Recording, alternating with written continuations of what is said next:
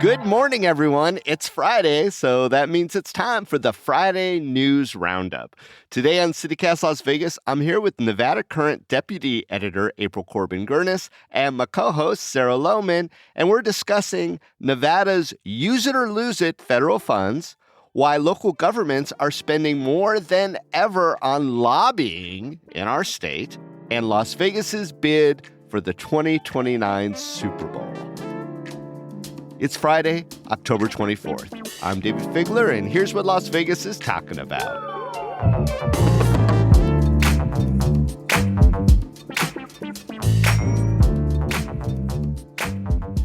April and Sarah, welcome to the Friday News Roundup. Yay, happy Friday. Hi, David. Hi, April. And, we love to start our Friday News Roundup with a little bit of a hot headline. Hot headline. I almost missed it, man. You almost missed it, but you always are there for me, and I appreciate it. There's a big high-profile trial going on right now that people might have forgotten about since it refers to events that took place back in 2020. This is the trial over the wrongful killing of Jorge Gomez. Jorge Gomez, do you remember that name at all, 2020? Oh, I do. No. I wasn't even born yet. Yeah, that's about right. Jorge Gomez was a protester at Black Lives Matter. He also showed up to the protest heavily equipped, legally, I might add, with firearms and kind of tactical gear. That was his sort of Second Amendment right / persona that he wanted to present. Anyway, as the evening went on, tensions were rising within the Las Vegas Metropolitan Police Department because, unrelatedly, one of their officers had been shot. There seemed to be a degree of confusion as to what Jorge Gomez was up to, even though it was far away from that site, and he was shot dead. So right now, the trial is finally underway after 5 years. So the big question, I think, other than the responsibility of the police here is, have the police learned anything since 2020 about riotous conditions and contributing to that and their own tensions and escalation, et cetera, et cetera? I don't know. Were you asking? Yeah.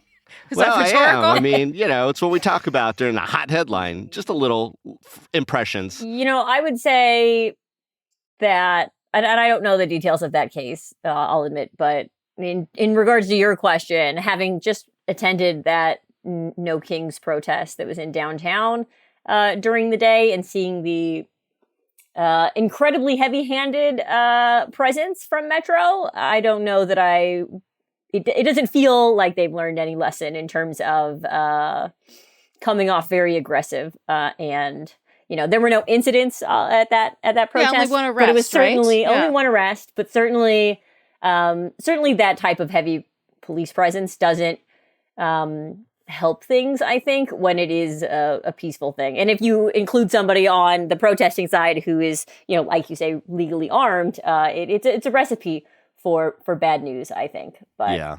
I mean, the cops here are saying that they heard what sounded to them like gunshots, and I think everyone's in agreement. It was actually a pepper ball being shot by a Metro officer at Jorge moments earlier.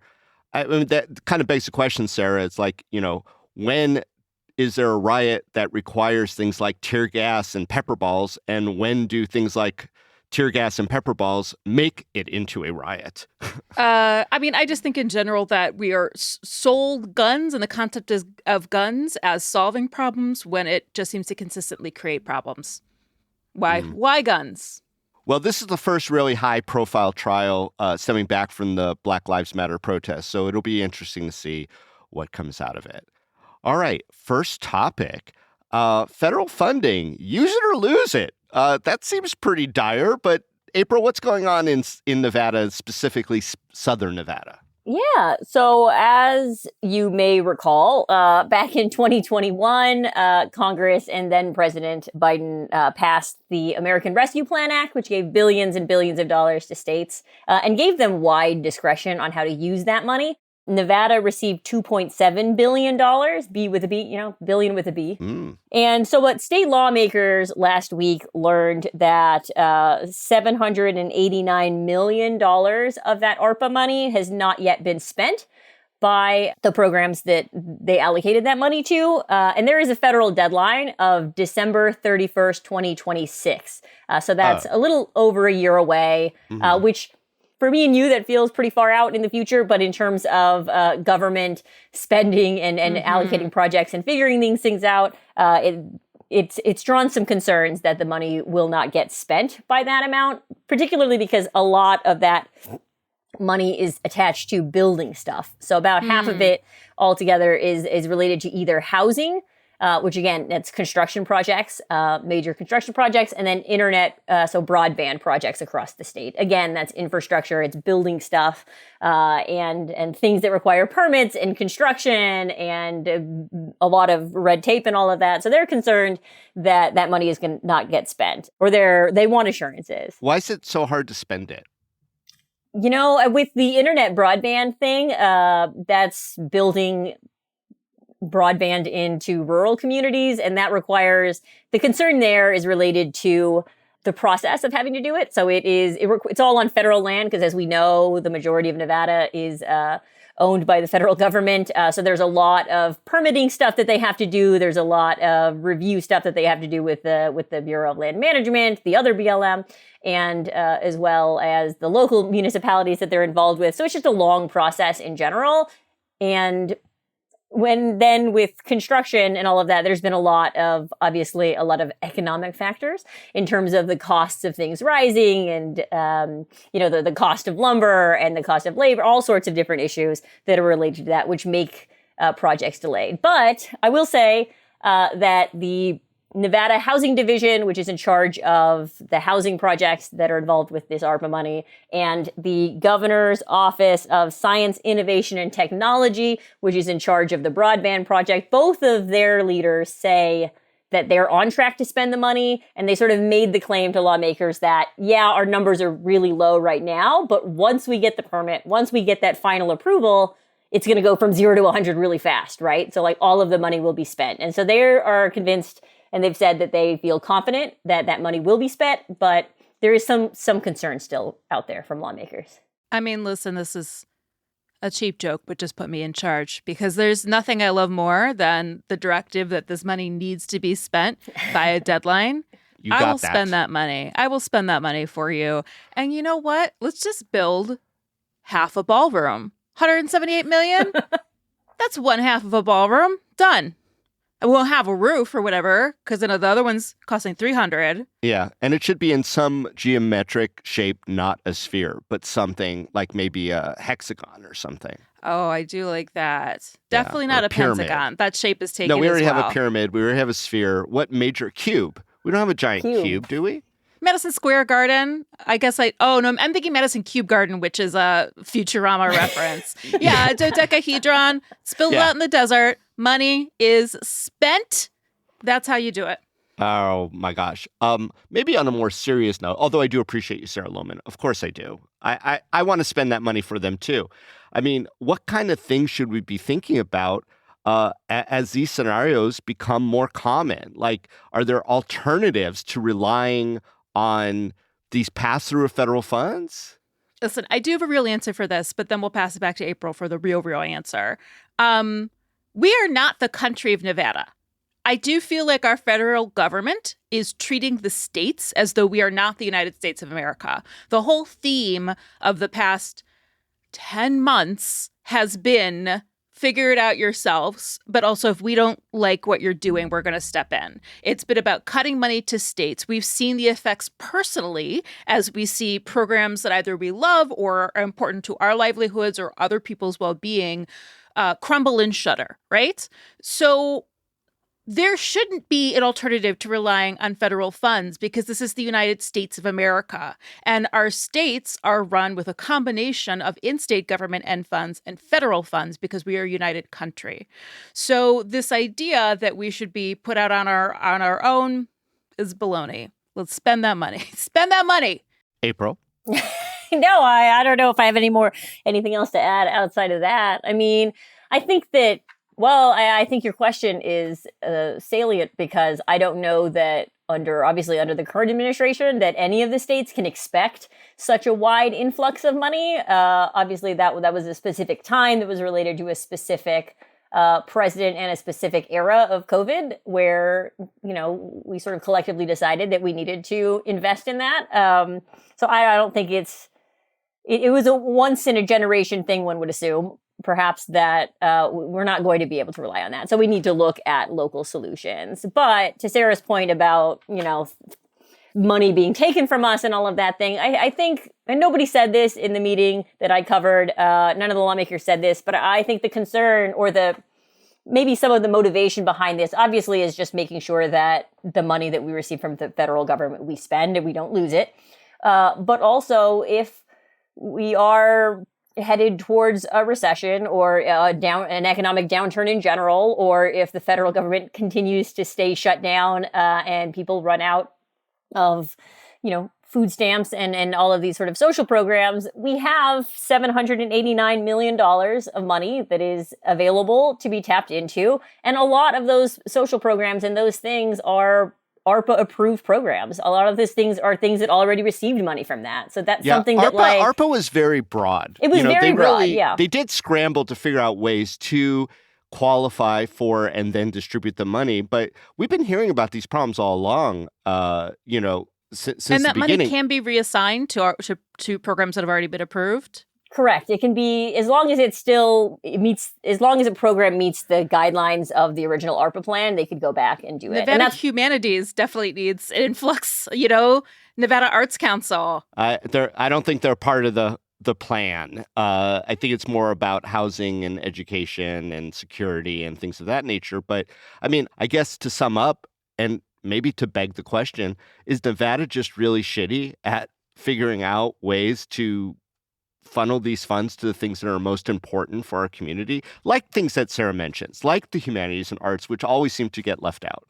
I think one of the things that was a conversation when lawmakers were trying to figure out how to spend this money is that they were very, very hesitant to give it to anything that would need future dollars from the state, right? So that's why a lot of this is in capital projects. A lot of it is in building buildings that stay there and that you don't have to, you have to worry about the maintenance of the building, but you don't have to build a building every year, right? But if you fund X program that serves 100,000 people, what happens in 2 years when that money is no longer there? So they really tried to spend the money in ways, I think, that wouldn't incur future costs to the state, which is, of course, responsible fiscally, but also can be frustrating for people and who need help now and who will need help in the future. So it's definitely a philosophical debate about the nature of Nevada and our approach to revenue and helping people. Yeah, and distribution as well. And I know that a lot of key players were involved in trying to figure stuff out, some good, some bad. But again, let's just put Sarah Lohman in charge, because if there's money to spend, she'll get the job done.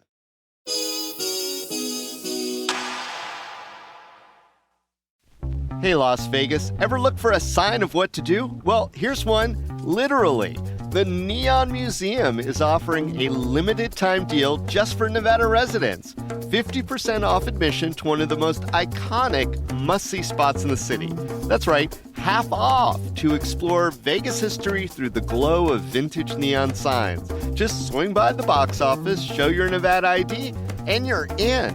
No promo codes, no online hoops to jump through, just a classic local appreciation deal. Make it a night with friends, bring visiting family, or finally check it off your Vegas bucket list. Visit the Neon Museum and let the lights of old Vegas shine for you. Now, this dazzling deal won't last forever, so grab your tickets now and experience the glow before it's gone. Again, to apply the discount, just bring your Nevada State ID card to the Neon Museum and purchase your ticket at the door. To learn more, visit neonmuseum.org. One ticket per valid ID. Expect a haunting good time at the 12th annual Halloween at the Magical Forest. Admission includes rides, the Magical Forest Cemetery Walk, the Forest Express train, nightly entertainment, and trick-or-treat stations. So make a night of it and enjoy dinner at one of the many food outlets, including a beer garden, open select nights for the 21 and over crowd.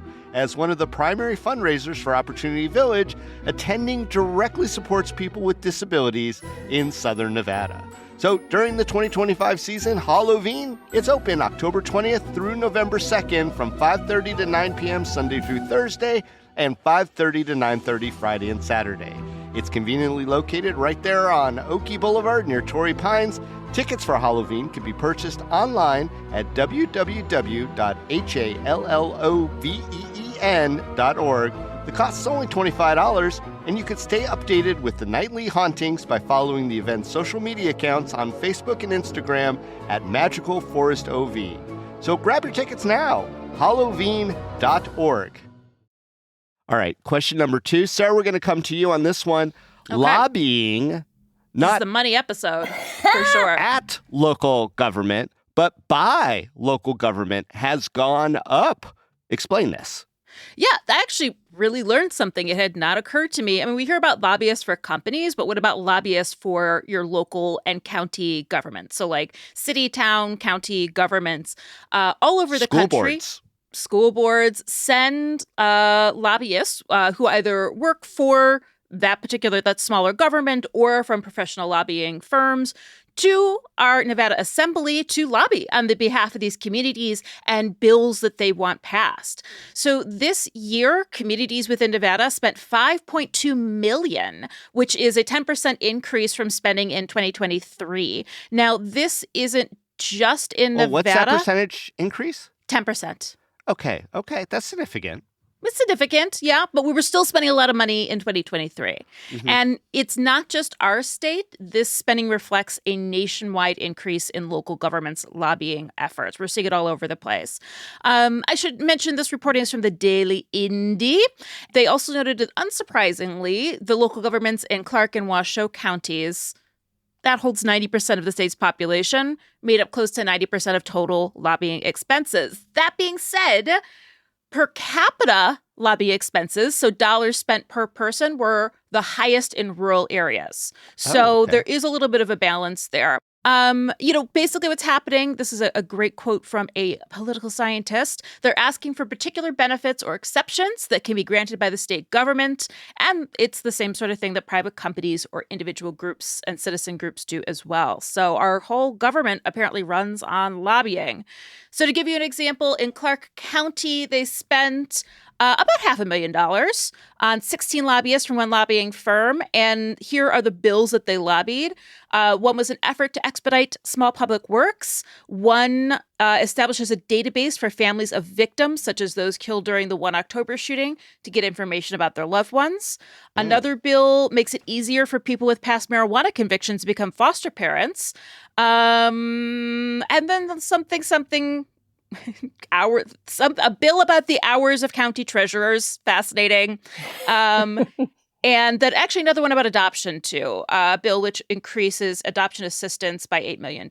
So that's, for example, what Clark County. So there's nothing particularly, in all of the Indy has a great breakdown of different bills for Las Vegas and North Las Vegas and Washoe County and all of that too. Nothing particularly nefarious. I do find it fascinating and maybe troubling, though, that we have to actually spend money to get legislation passed on a state level that's as simple as let people who smoked weed when it was illegal be a foster parent. You know? Yeah. We should also mention that when they spend money, we're talking about spending public funds for that. So, April, why do you think there's an uptick? 10% is not nothing. That's a lot. But I will say that I'm going to jump back to, I think, what some people might hear when you go through the list of bills that Clark County lobbied for is that, those bills, the adoption stuff is great. That's a huge issue that Clark County's been pushing. Really great stuff that is on a local level, very important. Yeah. But in there's a lot of stuff that goes on in the legislature that didn't pass that Clark County, I'm sure, was very heavily involved in. So when you think about, and I'm going to bring up my favorite topic, the film tax, the film tax credit bill. expansion. Mm-hmm. So if you look at the, and I'm not going to get into the details, I promise, but if you look at the mechanics of that bill, a lot of that public funding comes from stuff that happens at the county level. The same goes for Allegiant Stadium, right? So a lot of that money, well, it was a big, huge millions of dollars. The stuff is connected to what happens at the county and the local level, and the county needs to be involved in that. The city needs to be involved in that. Yeah, I mean, the A Stadium, too. They forced the county to kick in public funds for the building of that thing that may or may not happen. Exactly. And a lot of people, you know, I think with some of those projects, past, future, present, feel like the county got hosed on some stuff, and but it could have been worse if they didn't have those lobbyists, or maybe past failures, and they saw how things worked with, you know, like Allegiant Stadium or something like, or even the A's. Now maybe they're thinking, if I'm the county, I'm thinking we need to add more lobbyists and be harder, and we need professional lobbyists who know how to work that room and know how to do that, so that they can get the outcomes they want. Because there's a lot in something like a film bill that hurts people at the local level, arguably, and changes in terms of how local schools are funded, local fire and department, like those things, those services. All of that has a local impact, but it's decisions made by the state. So I think they do need to be involved in that process. So these big kind of umbrella bills do tend to have an impact on a very granular level at the local governments, is what you're saying. And one example of that is the more broadly the big tax abatement programs that have happened. The state waives sales tax, but eventually they came back and took out. They modified the tax abatement law so that most of sales tax was abated except for the local schools support tax, because they were like, we should still support the schools. So, and that's something that, you know, local governments were pushing for, because they were like, look, we can take some hits, but we need that money or whatever. So those are the kind of issues that they're pushing, that maybe they get, they don't get recognized for their efforts in those big umbrella bills, like you said, but they are important issues. Question. So basically what you're saying is, not only were bills passed because of lobbying, but some other bills didn't pass because of lobbying, correct? Correct. Yeah. Okay. So, like, my bigger question is, like, lobbyists, I feel like there's a bad connotation there. I think, like, gun lobbyists, pharmaceutical lobbyists, like, is that just sort of a negative connotation of a bigger group of people that are doing just fine? But, like, also, why are we hiring outside firms to do this political action? Like, shouldn't it be our city and state governments? Like, is there a better way for the system to work, to have local communities get heard outside of lobbying? It's like crickets in the room. No, I mean, it's a really good question. You know, why do the local governments have such a, I guess, bad opinion of themselves that they don't think they could do it on their own? I understand the ease of outsourcing for sure, but like, I mean, I think part of it is probably just the fact that our state legislature meets for 120 days every other year. So if you with term limits, no, but like, so it's a different kind of beast dealing with the legislature and how it works, right? I wouldn't expect a county employee or a city employee who's really, really good at that to, like, if they're really, really good at that, they should probably be doing that more or whatever. Like, it's not necessarily the same skill set. And when you look at legislative language and deal making, it is kind of just a different thing. I mean, I think that we use the term lobbyist, and I'm guilty of this myself. We tend to say lobbyist when we talk about things that we don't like. But then when we're talking about somebody who's advocating for something that we like, we suddenly don't call them a lobbyist, even though they're a registered lobbyist. We call them an advocate for something, or we call them a specialist. A specialist, or you call them the executive director of XYZ nonprofit, even though they are registered in the Nevada State Legislature as a lobbyist, right? Because they're lobbying. So there is a loaded term there in terms of what it means, but it's not necessarily a bad thing. And I think it's just the mechanics of how little we meet, how the fact that for Clark County and like the things here in Southern Nevada, like they have to go to Carson City, right? Like it's not close. There's a lot of reasons. I don't necessarily see it as a bad thing, but I do understand it is a valid question. So when they are lobbying for their municipality or their agency or whatever, I'm wondering, is it like weird that they're begging the government to do things that benefit them, maybe to the detriment of their fellow municipalities or agencies? I mean, like, we're all crabs in a barrel when theoretically, shouldn't we be making laws that fairly benefit everyone the same way? We should. We should. Yeah. But the fact is that the companies that really run the town, they have the lobbyists there, and the public entities have to do the same thing. It's not the game. It's kind of like a hate the game, don't hate the player kind of situation.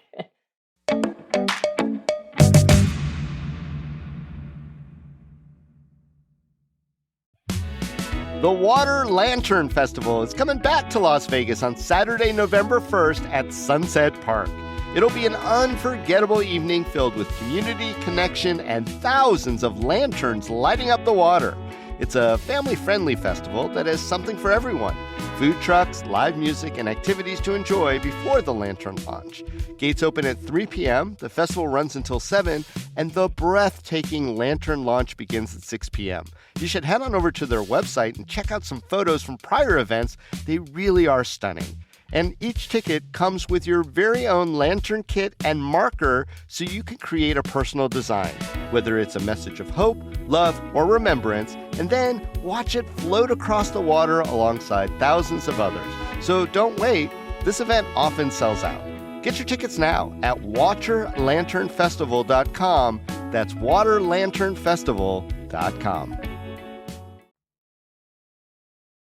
All right, let's move on to topic number 3, more money spending, at least from my perspective. So while the NFL is not expected to vote today on approving Las Vegas as the host city for Super Bowl 63, which, if you're keeping score at home, will happen in 2029. But a lot of people think it's coming back to Las Vegas after, I think, generally what's considered to be the success of the 2024 Super Bowl, where the Chiefs won. It's one of those things where, Las Vegas is positioned. They have now a track record, and they are going to be offering a package, if you will, to the NFL. And the NFL thinks that package, both with financial incentives and also these sort of infrastructure and technical things, is good. They'll be coming back. Which, here we are, only 5 years later. So what do you think, first of all, Las Vegas's chances are of getting Super Bowl in 2029? I don't know. It seems really soon, right? But I know that Vegas would love to have the Super Bowl permanently. I don't know. Every year, Sarah? You want it to be every year? No. I mean, this is part of this bid. Yeah. They want to have the Super Bowl be in Las Vegas every year. Yeah, I mean, they really do. And certainly they're not going to give home team advantage to the Raiders because I don't don't the Raiders will not ever make being the in the Super Bowl no. in the next decade. Sorry, Raiders. So this is, it feels like they're testing the water for a bigger campaign. April, do you have any specific positive or even negative memories of the 2024 Super Bowl? Wasn't that long ago. I will say my biggest takeaway from that Super Bowl was that I was really disappointed in our halftime show, and we should have had a better halftime show. What was our halftime? I don't remember. You don't even remember. Usher? It was so bad. It was Actual boring. strippers? I'm sorry. Roller skates? April, disagree. That was a great halftime show. David doesn't even remember. I honestly didn't remember, but David's very tired. I watched for the football because I'm such a sports fanatic. I watched it with you, David. Oh yeah, we were there. I turned away. I was on my 17th beer at that point. Yeah, we did watch it together. More likely. We were at Cornish Pasty in the back room. Yeah, we went to Cornish Pasty. You, me, Andrew Corrali, other assorted, Sonia Swanson. Where were you, April? That's why you didn't like it. You didn't invite me, guys. All right. All right. No big deal. Called out. Yeah. Well, if we do get in 2029 and we do have a watch party, certainly, April, you are going to be invited. Record that. Clip that for me as a reminder. and maybe, who the halftime performer is should be part of the bid. But I did a little bit of research to see, what did it take for Las Vegas to get the Super Bowl back in 2024, because there is a sort of, while it's not a competitive bid process, they do put forth a package. And a lot of it is public record, not all of it, interestingly enough. So we don't know all the finer details, but we do know that the LVCVA, who tends to be the arbiter of these sort of things, kicked in $20 million of public funds, which we gave to the NFL to come. And then a sort of offshoot ancillary group, which is the host committee, had to come up with another $20 million, which they did. And then there's all sorts of, providing security and providing access. And they also had some manner of no taxation or a tax waiver or something like that, all of which was enticing enough for the NFL to pick Vegas. My guess is that they're in that process right now. We don't know what it is yet. But let me ask this as our kind of fun question to end the Friday News Roundup. What do you think that the LVCVA should put in that bid, in that offer, that won't cost us an arm and a leg? I mean, not just more cash, because whatever the cash is going to be, it's going to be, the cash. But what else do we have that we could offer up to the NFL to entice them to do Super Bowl 2029 here? Okay, this is two ideas. First one, this is more money, but it is a lot of bang for your buck. $40 in tokens for Slots So Fun. No one can say no to that. Wait, who gets that? Just everybody. every football Everybody. player? Everyone. Yeah. Everyone who goes to the football game, they spend $2,000 on a ticket, but they get $40 in tokens. It's lots of fun. And all the football players and their managers and their the doctors that help them when they pull a, what are those called? Athletic traders? Everybody, the whole staff, everyone gets $40 in tokens. Just lots of fun. Use it or lose it Use it or lose it. Yeah, and they are tokens. So during the weekend. If you're taking all those home, if you're not going to use them. Two, they stay out by me in Lake Las Vegas. Free paddleboarding lessons. Free paddleboarding on Lake Las Vegas. And you know what? I'll throw in an outdoor movie night. What movie are you going to show to the NFL that they would be enticed? Will it be Rudy or will it be a non-football movie? Remember the Titans. Madagascar. I don't even want to ask why. I want to just leave it as a non sequitur. Maybe Sarah knows something that we don't. April, do you have some incentives that might be fun to offer the NFL to put their Super Bowl back here? No, a better halftime show. I'm really stuck unbelievable. on this. I'm going to tell Usher you said that. You can tell him. Well, who do you want to see, April? You got to tell me who would you offer up as the halftime performer? The return of Celine Dion, Britney Spears. Wow. A duet. Both of them. Oh my God, a Britney Spears would be good. Literally anybody. I'm sorry, Usher. I'm sorry. I hope that Usher listens to CityCast, but I also hope he doesn't, because I am sorry that I offended him. But it was just Usher. I thought it was great. It was underwhelming. It was underwhelming. Included strippers and roller skating. There's a lot going on. All right. So here's my take. Just really, it's not really an incentive as much as it's something that I think the LVCVA should put into the bid, because nowadays, like when you apply for a job or whatever, I think it's a trend to put in a video or something that, highlights you as a person. And I think there should be a highlight of Las Vegas, but not the strip stuff, everything else. Everything not strip, and that we just do this great montage reel of all the wonderful offerings that people who come here for the Super Bowl should be able to enjoy. And we could offer all sorts of discounts and special menus or special activities or whatever, but not on the strip, because they always emphasize, look, it's so convenient. It's right there. Everything's on the strip. Here's what you have. Well, there's other stuff too. So LVCVA, this is your chance in bidding for the Super Bowl to highlight the rest of the city. Focus on Lake Las Vegas. We got Lake. And we got Madagascar playing over there Gila too. Monsters. We got paddleboards. We got coyote attacks that we can't explain. We got There's so highway. much. Lake much. Mead. Well, I love a little contention, especially over Usher, who saw that coming at the end of the Friday News Roundup. April and Sarah, thank you so much for joining us today. Thanks for having me. Thank you, David. And before we go, we have some more neighbor shout outs. This is for people who become members at lasvegas.membership.fm. Sarah, will you help me out with some of the neighbor shout outs? Surely. I love these shout outs. Amy H. loves Garagiste. David F. loves Garagiste as well. He and Sarah do. L. loves Garage East, and then Yeah, it's the wandering wine bar downtown. That's just an across the absolute street destination. Mhm. after I've had a bottle of rosé and eating some vegan tacos at Tacotarian. Nice. Lynn B loves Speed Cube Shop, the world's largest showroom of every kind of Rubik's Cube and twisty What? puzzle imaginable. What? It's right in our backyard. We all just Who learned knew? something. What? Speed Cube Shop. Let's Google go. you now. All right. John M. is shouting out the Sins and Survivors podcast. This is John M.'s podcast. It shines a light on true crime and domestic violence in Las Vegas. John says we're always respectful and victim-centric. Listen now wherever you get your podcasts. And hey, if you want to give us your own shout out that we read about your own small business, not-for-profit organization, you want to go to membership.citycast.fm. If you're already a member, you can put your shout out in. If you're not, become a member. Thanks, Sarah.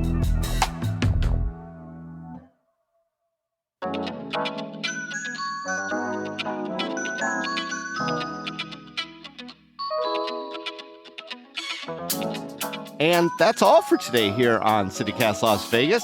Our executive producer is Sonia Cho Swanson. Our producer is Layla Muhammad. Our roving producer this week was Zoe Culkin. Our roving newsletter editor this week was Natalia Aldana. Our newsletter editor is Rob Kacheris. And our hosts are Sarah Lohman and me, David Figler. Music is by OG Moose, Epidemic Sound, Arthur Benson, and All the Kimonos. We recorded the show on the traditional homelands of the Nuuvi, the Southern Paiute people. If you enjoyed the show, please go tell a friend. Word of mouth is the best advertising, but you could also leave us a review wherever you're listening to this and subscribe to our morning newsletter, Hey Las Vegas.